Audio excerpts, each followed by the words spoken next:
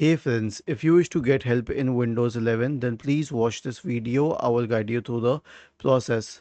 Search for the Get Help app in the Windows search bar and go to Get Help. This will open the Get Help application. Now this application has a lot of database behind it. That's why it needs a lot of time to load. So we can wait. And now we can simply search for whatever we wish to search. How to install printer in Windows. Okay, so I find this app very useful in finding resolutions to common problems. You can search for them on Google, but this one is actually better.